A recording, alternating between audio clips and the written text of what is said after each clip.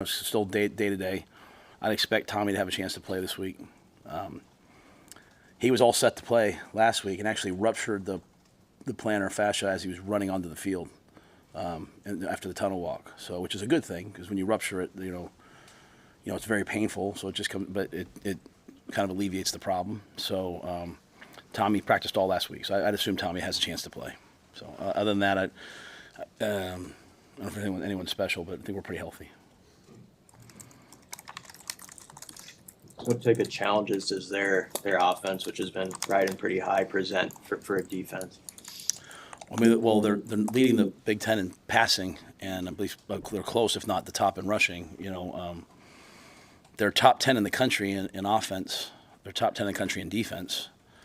They're the only team that hasn't trailed all year. They've scored 80 points in the fourth quarter. So this is probably a top 10 football team we're facing, right? It's one of they started the season unranked, so they're not maybe getting the due that they're supposed to get, right? I mean, other people can lose to a bad team and they'll keep them in the top 10 because whatever they started in the top 10, But Coach Cignetti's done an amazing job. The quarterback's absolutely fantastic. They got playmakers. They're good on special teams. It's a great team. Kind of hallmark of the era, right? The transfer portal NIL era being able to take, I don't know how many it was, 10, 12 guys from his former school. Is this something we should just get used to in college football from here on out? Yeah, everyone has to forget the logos and the names and just like, oh, well, this team's always been good or, whatever. I mean, Vanderbilt backs up a win against Alabama with a win over Kentucky, who's probably the best defense in the SEC, right? Because they've got a dynamic quarterback. I'm sure they have. I won't really watch them, but I spent Saturday watching college football, and every game's starting to come down to the end. You're really starting to feel the impact of the 2-minute timeout, especially at the halves. People that play the middle eight right, have an advantage. And then your roster, your roster, how healthy you are, but yeah, I mean, you can have a really good team and all of a sudden lose them one year. I think in college football now, if you lose a coach to a better job or a different job, it can decimate your program.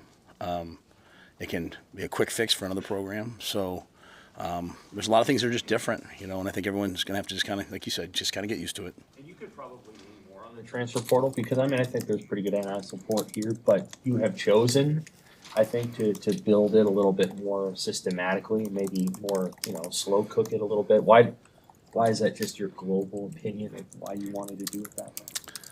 Well, I just don't believe in running kids off. We're still associated with a university, right? Like, I don't think that's what Nebraska wants. So, but again, like, if I was coming from another college, it would have been a little different, I just was coming from the NFL, so, But I'm not in any way, maybe I would do it differently now if I did it later. I mean, we did the portal pretty good this year, I think. Isaiah's been pretty good. Jamal's been good. I mean, we've done the right things. I just the teams that I want to be like, in terms of their records, recruit really well.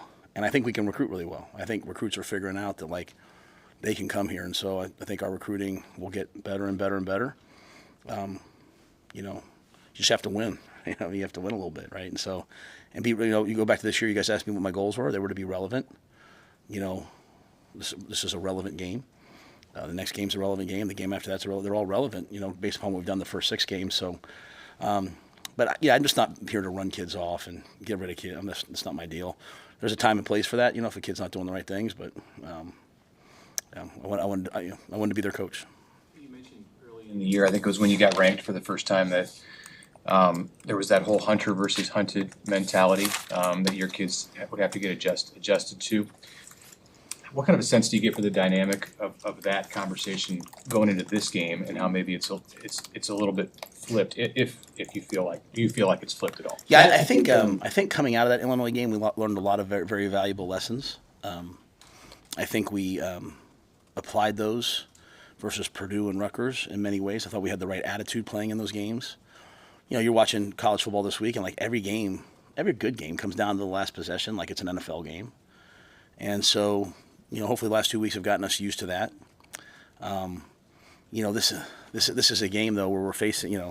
This is probably I try not to look at the lines and all that, but I'm pretty sure we're probably the underdog, right? So this is our guys' first time for doing that, right? So I much prefer that.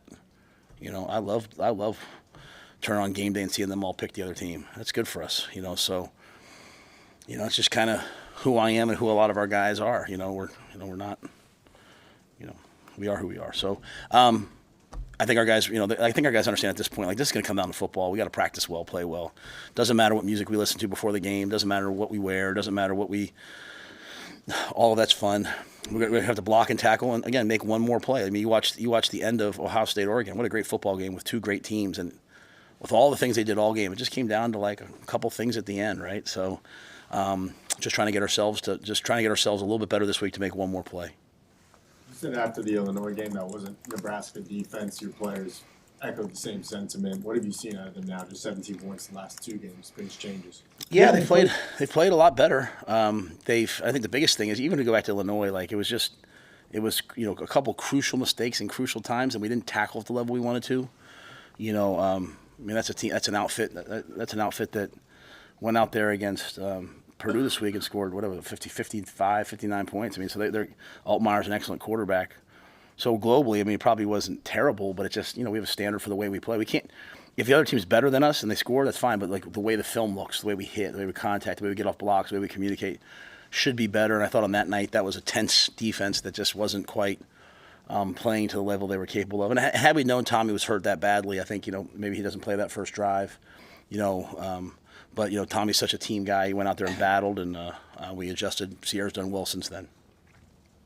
I know at first the excitement was just Javen getting back on the field. How have you seen him do with the short runway he's had, sort of to jump back into taking on more snaps and all that goes with it? Javen's done great. I mean, I think he played like 13 or 14 snaps. You guys probably know the numbers better than me, but the goal was like 10 to 15 snaps the first game. I think he played 25 or so the second game, roughly.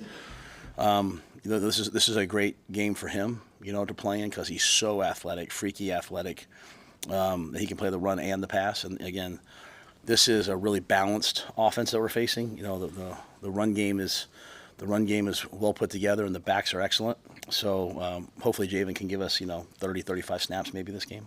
After watching a lot of football on Saturday, how unpredictable does the Big Ten look right now? Just the way some of these games played out. I mean, Purdue with the backup quarterback almost beats Illinois, and obviously USC could have beat Penn State. I mean, there's a lot of things that played out that I'm guessing most people couldn't really have predicted. Yeah, I think though, when you look at when they expanded the Big Ten to 18 teams, and they brought in a team that played for the national championship last year, just think about that all of itself. Oregon, who, Dan's done a great job, but even before him, Mario did a great job. They've been a 2-loss team for the in that range for the last 5 years, and they've been a great team for a while. Then you bring in a team of that USC that won 11 games 2 years ago, or whatever it was.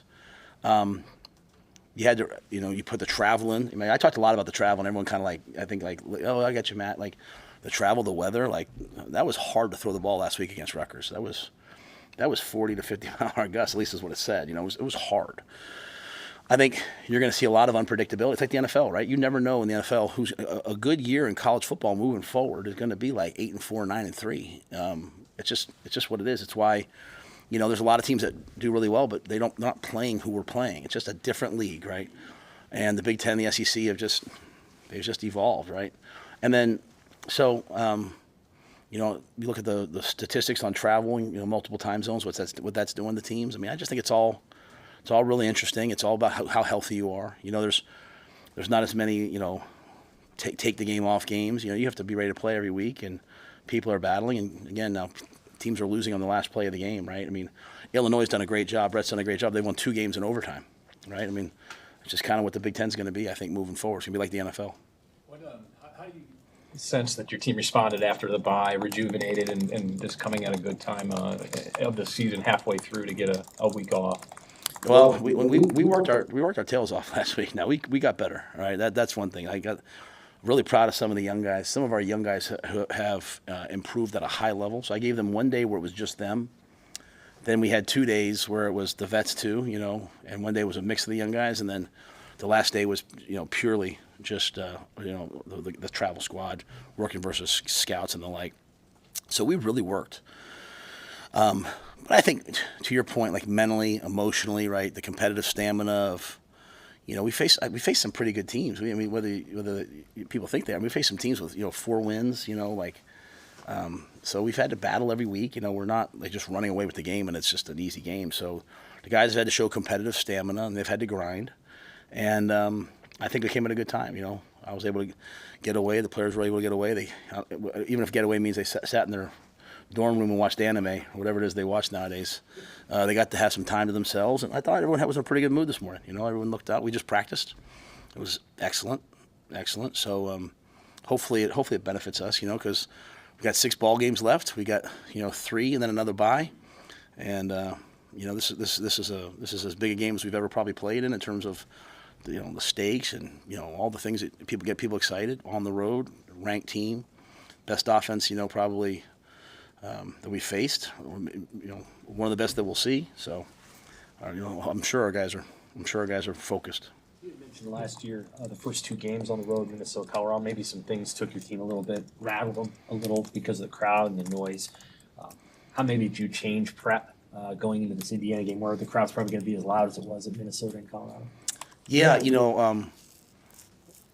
I hate talking about last year because I'm embarrassed of it. But we were a huddle cadence team, right? And we switched this year to a clap to allow us to be louder on the road. Now we still had 2 false starts at Purdue. We're still not perfect. I mean, we're far from perfect.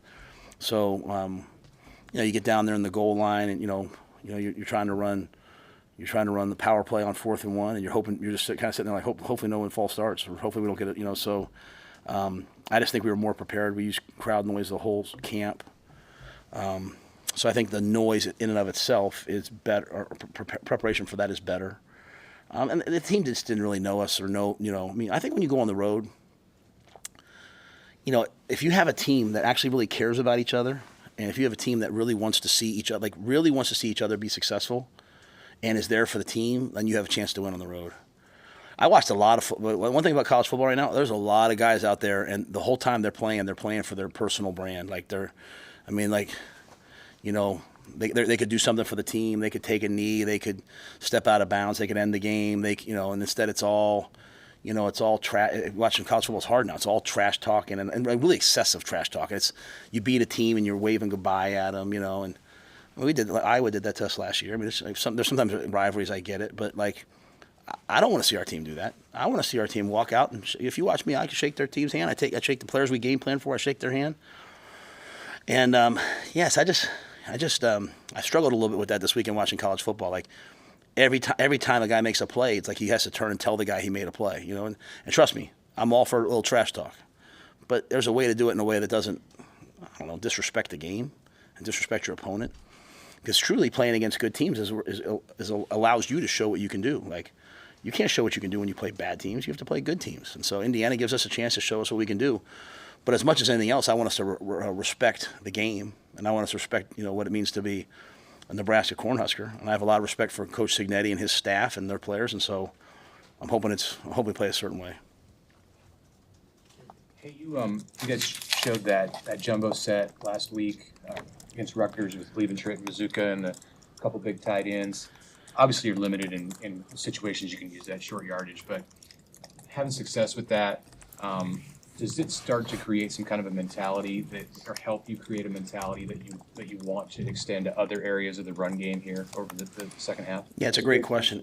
I did like an extensive study of the run game, and some of the numbers are hurt a little bit by some of the sacks we've taken, and some of the numbers are helped by some of the speed sweeps. I try to take all that out. We just haven't had the explosive runs, if that makes sense. There's a lot of 4 and 5 yard runs, which you like, right? Keep you on track, but we haven't had the big runs.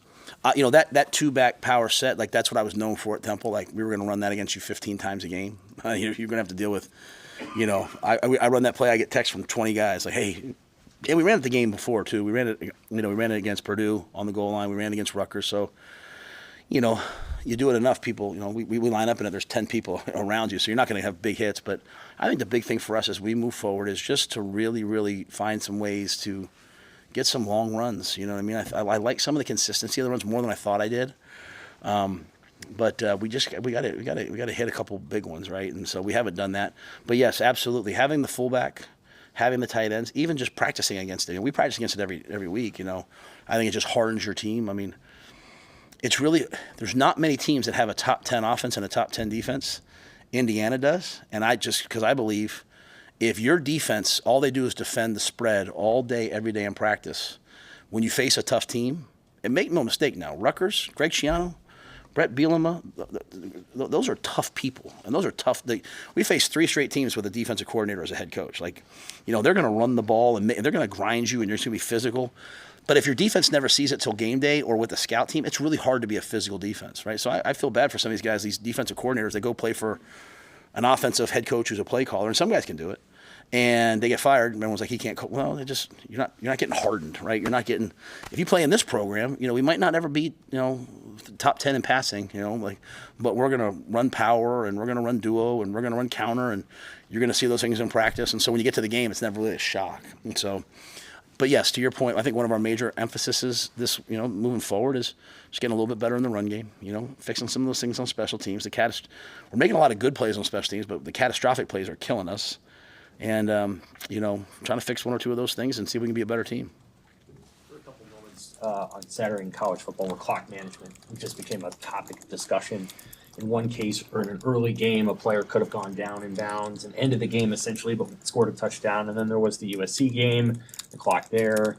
Obviously, at the end of the Ohio State-Oregon game. How do you look at clock management? Do you have a guru that helps you with that? Like, how do you navigate that? And has the philosophy around clock management changed?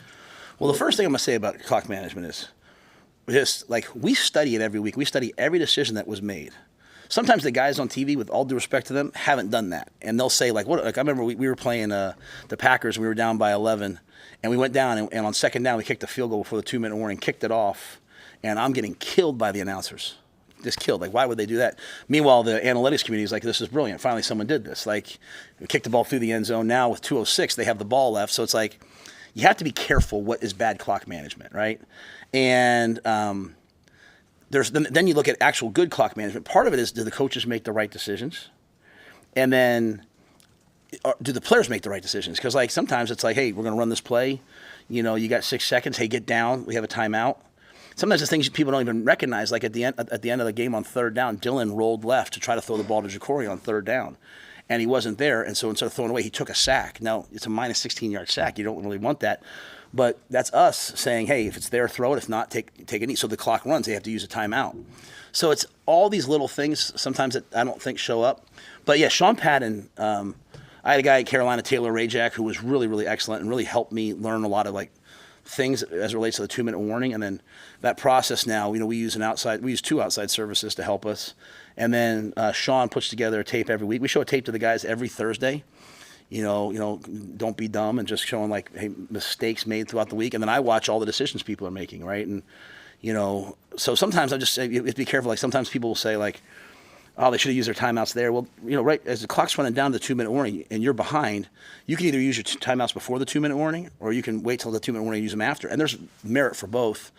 I just think, Sam, as long as you have a philosophy of this is why we do this, you know what I'm saying? And sometimes it's as simple as, oh, we can stop these guys, or man, we're struggling to stop these guys right now. Those are two different things that, I go back to the Illinois game. A lot of people ask me why did you call timeouts when they had to punt, but then not run a play? Well, I wasn't going to run a play from the 12. My hope was that the punt return would go into the end zone. We get the ball at the 25-yard line with 30 seconds, and hey, Dylan, let's go, right? But two drives before the ball. So it's all these little things that come into it. I think the best thing you can do is have a philosophy. And I like this stuff. That's why I talk so much about it, because this is, to me, is real football. I like this, but I also think it's what do your players understand? Because in that situation, Dylan takes a sack. It looks ugly, but it's the right thing to do. Against UTEP, he throws the ball in the end zone with 8 seconds left, and we catch it with 1 second, so we would have had time to call timeout if it was in bounds. I think you have to prepare them. But as the season goes on, man, it's you can't rep every situation every week. And so hopefully your guys have been schooled and taught. We had a bad play last week against Rutgers where we ran out of bounds on 3rd and 22, right? And that's not on that player. That was 100% on me not making the communication of, hey, we call it a certain word, hey, stay in bounds. So I think it's real football. That's the great thing about the 2-minute timeout coming to college. The extra timeout adds all these layers of decision making that you have to make, right? It used to be really simple. Now it's way harder, in my opinion, which is good. And yeah, I could talk. I like reading about it. There's podcasts I listen to about it. It's pretty cool stuff. Is Dylan sort of built that way like you? Have you found that he's ahead of the curve and sort of diving in deep into the clock management stuff and all those? Yeah, Dylan dives into everything, bro. Dylan woke me up in my office this morning. He came in and banged, and I woke up that's him. Like, he's here first thing in the morning. He's texting me. He's going away this week, and he's on the plane. He's like, hey, can you watch UCLA? He's watching the tape on the plane. Can you watch UCLA play 24? Like, he's just a whole other level. But at the end of the day, it just still comes down to being in the moment, and that's the hardest thing for all of us, right? Like, how often are you guys like watching a TV show but also have your phone out? Like, I have it all the time. It's a bad habit. Like, being in the moment, and so in the moment, anticipating it and then making the right decision. That's the secret sauce, and it's the difference between winning and losing, especially for a ball club like us. Everything's going to be close. You just get here early and fall asleep in your office? Yeah, I went home and then couldn't sleep, so came back early. And the Garrett McGuires, the Corey, they come in at 4:30 and work out. I come in at 4:30 and watch film and just fell asleep. That's all. Hey, can you speak to follow up on that question about Dylan, about the areas of what you've seen as far as him with his growth in areas away from what we see in 60 minutes of him playing? You're saying, I'm sorry. Can you? In what ways have you seen him grow off the field around the team? Oh, I think his leadership and just the touch points he does in terms of getting around the guys. I think the confidence he has brought to guys, the belief, I think, just something as simple as like Jacory's a young player. We're asking to play 3 different positions, and just him constantly getting with him and talking to him. I think those things are really good areas that he's been excellent at and improved at. I think he's done a great job. When you're that talented and you're having that much success, there's always going to be a ton of voices, saying, hey, you should do this, you should do that. And he's just very focused on, like, this is what I'm being asked to do here. Yeah, I've been really, really pleased with all those things. And I think he's really good about, every week he tries to find 3 things to improve upon. And I always tell him, like, after every game, write down how it felt while you were playing, and then write down after you watch tape what you saw. Because sometimes those are 2 different things, right? Like, sometimes we see ghosts out there in terms of, man, they're doing this, and then you watch the tape and build off of that journal. And I think he's so self-aware, and he's not afraid to be like, a lot of guys, man, they do not seek correction, and he wants to get corrected. He wants to be better, and it's a lot of fun coaching guys like that. Tommy Hill plays this week. How does that impact the rest of the cornerback position? Most importantly, C.R. Wright, given the way he's played the last few weeks. Well, I mean, I think you're going to need every corner you got versus this outfit. I mean, they got great wideouts, and they've got great run after catch guys. They can go get the fade. They can.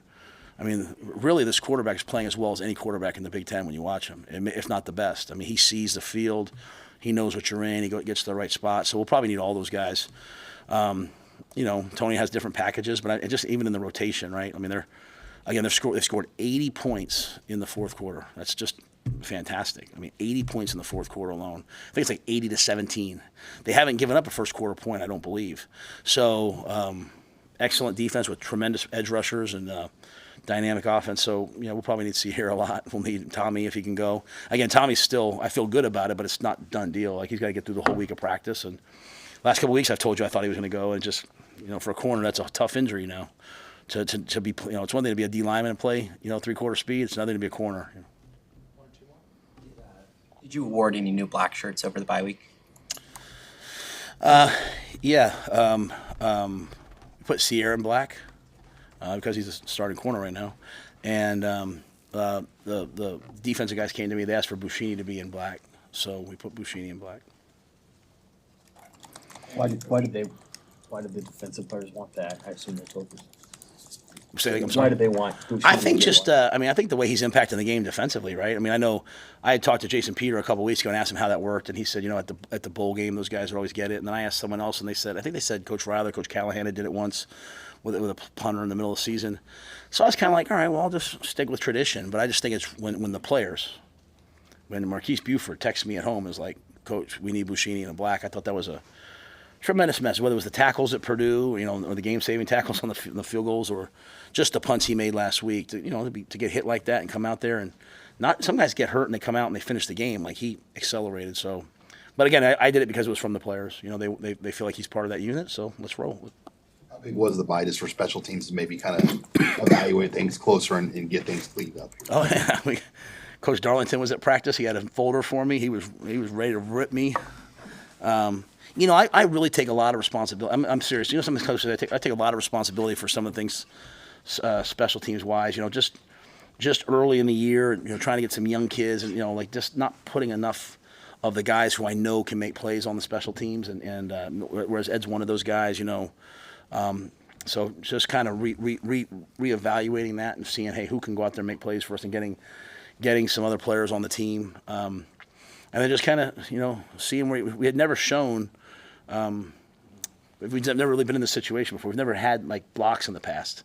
And so here we are, and we've got 5 block kicks this year. That's like heartbreaking, And so, again, having a chance to go back and just study what we're doing, right? But to me, it's the same as in the run game. So my foot's cramping up, so forgive me.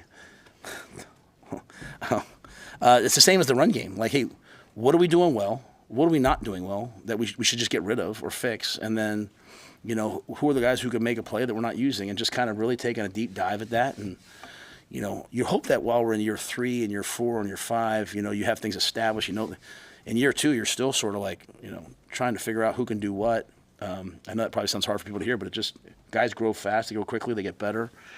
So yeah, I would expect us to play way better on special teams moving forward. I'm excited for it. And had I thrown that fake punt on the first play, maybe that game would have been different, right? We knew it was there. So maybe it's a lesson for me to be a little bit more aggressive early on. But we'll need to steal a possession against Indiana. There's too dynamic on offense, and so how do you do that? Sometimes you run down and knock a ball out. Their punt returner is excellent. You go back and watch them at James Madison. They block a ton of kicks. So, they're going to come after us. We're going to need some guys to step up and play well. Thank you. So you guys have Valentino's this week?